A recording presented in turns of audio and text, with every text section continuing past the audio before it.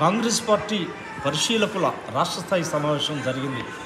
ఈ సందర్భంగా సీనియర్ కాంగ్రెస్ నాయకులు జాతీయ వెనుకబడిన వర్గాల సమన్వయ కమిటీ కన్వీనర్గా ఉన్న డాక్టర్ కత్తి వెంకటస్వామితో మీడియా గాంధీ న్యూస్ ఛానల్ మాట్లాడినప్పుడు ఎన్నో విషయాలు వెల్లడించారు. నమస్కారం అండి. నమస్కారం. ఈరోజు తెలంగాణ ప్రదేశ్ కాంగ్రెస్ కమిటీ ఇన్ఛార్జ్ మీనాక్షి నటరాజన్ గారు, అదేవిధంగా పార్టీ అధ్యక్షుడు శ్రీ మహేష్ కుమార్ గౌడ్ గారి నాయకత్వంలో రాష్ట్రంలో జిల్లాల వారీగా పార్టీ బలోపేతానికి గాను జిల్లా అబ్జర్వర్స్ పిసిసి అబ్జర్వర్స్ యొక్క సమావేశం నిర్వహించడం జరిగింది. ఇంట్లో ప్రతి జిల్లాకు ఇద్దరిని అబ్జర్వర్స్ను నియమించడం జరిగింది. దాంట్లో భాగంగా నేనైతే అంటే ఒక్కొక్క జిల్లాకు ఇద్దరిద్దరు ఇచ్చారు, నాకు జగిత్యాల జిల్లా ఇచ్చారు. దీనిలో ప్రధాన విషయం ఏంటంటే ఇప్పుడు మేము ఈ దాదాపుగా 25వ తేదీ అంటే రేపు ఎల్లుండి నుంచి మొదలుకొని మే 20వ తారీఖు లోపుగా డిఫరెంట్ లెవెల్లో సమావేశాలు నిర్వహించాల్సి ఉన్నది. మొదట 25 నుంచి 30 మధ్యన జిల్లా స్థాయి సమావేశం నిర్వహించి మండల బ్లాక్ స్థాయి యొక్క మండల ప్రెసిడెంట్సు, అలాగే senior leaders, ex ministers, ex MLAs, present MLAs, ఇట్లా ముఖ్యమైనటువంటి నేతలతో ఒక సమావేశం నిర్వహిస్తాం. ఈ సమావేశంలో మేము ఆ జిల్లాలకు సంబంధించినటువంటి మండలాలన్నీ, ఆ మండల అధ్యక్షులు ఇప్పుడు ఎవరు ఉన్నారు వాళ్ళ యొక్క వివరాలు, అదే రకంగా ఒక మండల అధ్యక్షులు మార్చాల్సి వస్తే ఎవరెవరు దీంట్లో ఉంటారు, ఆ ప్రపోజల్స్కి సంబంధించి వాళ్ళ యొక్క ఫోటోగ్రాఫ్తో సహా వాళ్ళ ఫోన్తో సహా అన్ని వివరాలు సేకరిస్తాం. ఇది అక్కడ ఉన్నటువంటి జిల్లాలో ఉన్నటువంటి ముఖ్య నాయకుల యొక్క అభిప్రాయము, అదేవిధంగా కార్యకర్తల యొక్క అభిప్రాయాన్ని కూడా మేము తీసుకోవడానికి మాకు ఆదేశాలు ఉన్నాయి. కేవలం నాయకులను కలిసేసి వాళ్ళు ఇచ్చింది రాసుకొని రావడం కాకుండా కార్యకర్త గ్రౌండ్లో ఉన్న కార్యకర్త ఏమనుకుంటున్నారు, ఆయన మనసులో ఎవరి పేరు ఉన్నది, అది కూడా మేము తెలుసుకోవాల్సిన బాధ్యత మా మీద పెట్టినారు. ఇది జిల్లా స్థాయి అయిన తర్వాత మండల స్థాయి కూడా ఇదే రకమైనటువంటి సమావేశం మండల వారిగా నిర్వహిస్తాం.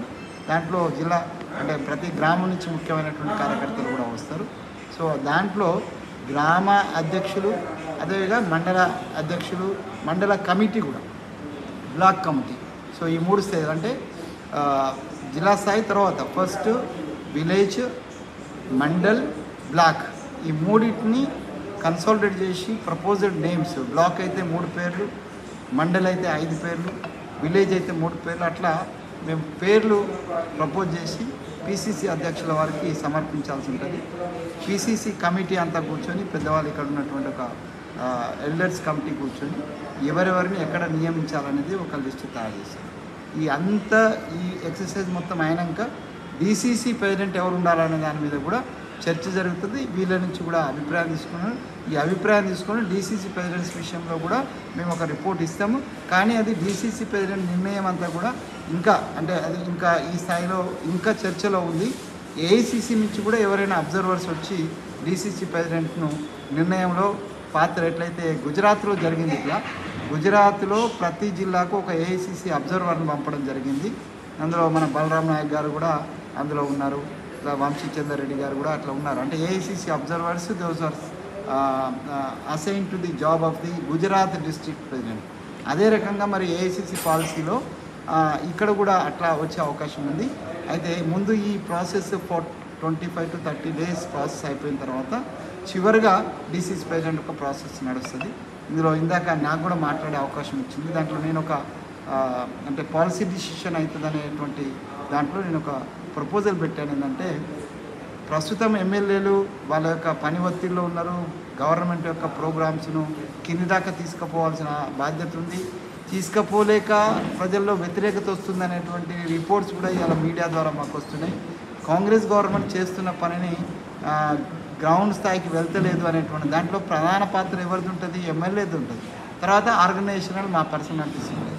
సో ఎమ్మెల్యేలకు ఎక్కువ పని భారం కాకుండా ఈసారి సెలెక్ట్ చేసేటువంటి ఎమ్మెల్యేలలో ఈ ఎమ్మెల్యేల అదే డీసీసీ ప్రెసిడెంట్స్లలో ఎమ్మెల్యేలకు ఎగ్జామ్షన్ ఇవ్వాలి, ఎమ్మెల్యేలను పక్కన పెట్టి సీనియర్ లీడర్సు అక్కడ ఉన్నటువంటి అది active dynamic personalities should be appointed as the DCC presidents అని నేను నా వ్యక్తిగతమైనటువంటి అభిప్రాయాన్ని ముందుంచినప్పుడు మీనాక్షి గారు చాలా సావధానంగా విన్నారు, స్పందించారు.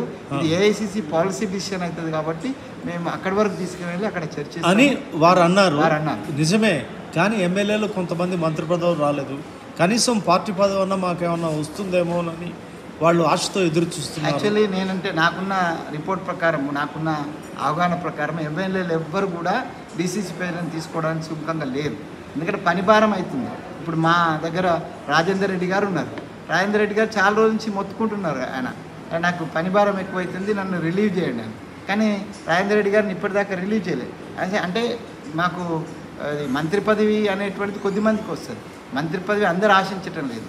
పార్టీ పదవి అనేది వీళ్ళు ఎంజాయ్ చేసిన వాళ్ళే, వీళ్ళు పార్టీ పదవులు నిర్వహించిన వాళ్ళే. చాలామంది ఎమ్మెల్యేలు పార్టీ పదవులు నిర్వహించి వచ్చిన. మరి ఎంతోమంది సీనియర్ కార్యకర్తలు ఉన్నారు, వాళ్ళందరికీ పార్టీ పదవులు అయితే వస్తున్నాయి, కానీ అధికార పదవులు రాకపోవడం దీని వెనక మతలబు ఏమిటి? అంటే అధికార పదవులకు కొంత సమయం తీసుకుంటుంది. వాస్తవంగా ఇక్కడ ఉన్నటువంటి పరిస్థితులలో ఇప్పటికే 1.5 year అయ్యింది, దాదాపుగా 1.5 year కావస్తుంది. అయితే మా దగ్గర ఇది ఒక కోఆర్డినేషన్ లోపం అనుకోండా, లేకపోతే అంటే ఢిల్లీ నుంచి వచ్చేటువంటి కోఆర్డినేషనా, ఇక్కడ కోఆర్డినేషనా, కొంత ఆలస్యమైన మాట వాస్తవం. తర్వాత రెండవది ఏంటంటే ఇప్పుడు మా ప్రెసిడెంట్ గారు స్వయంగా చెప్పినారు, అలాగే వేమ నరేందర్ రెడ్డి గారు కూడా చెప్పినారు, ఒకవేళ మనము వెంటనే ఇది గౌరవ పంచాయతీ తర్వాత లోకల్ బాడీ ఎలక్షన్ జరిగినట్టేదంటే దాదాపు 1,00,000 మంది 2 లక్షల మందికి పార్టీకి కాకుండా ఇది ప్రభుత్వ పదవులు అంటే ప్రజాప్రతినిధులుగా వాళ్ళు ఎన్నికయ్యబడేవారు.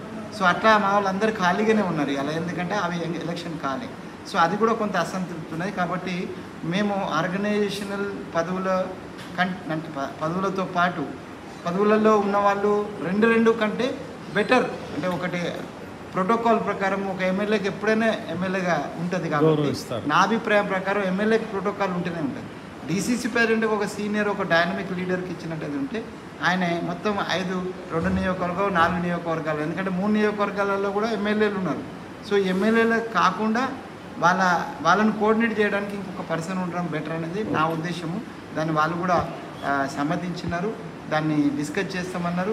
అంతా ఇవాళ టోటల్గా మేడం చెప్పినది, మేము అనుకున్నది అందరం కూడా చాలా రోజులుగా యాక్చువల్లీ నేను ఆర్గనైజేషనల్ పర్సన్గా చాలా రోజులుగా ఆశిస్తున్నటువంటి ఒక మంచి మీటింగ్ ఇవాళ జరిగింది. ఒక మంచి కాన్సెప్ట్ తోటి ఇవాళ మీటింగ్ జరిగింది. దానికి నటరాజన్ గారికి, మా పీసీసీ ప్రెసిడెంట్ గారికి నేను ధన్యవాదాలు చెప్తాను.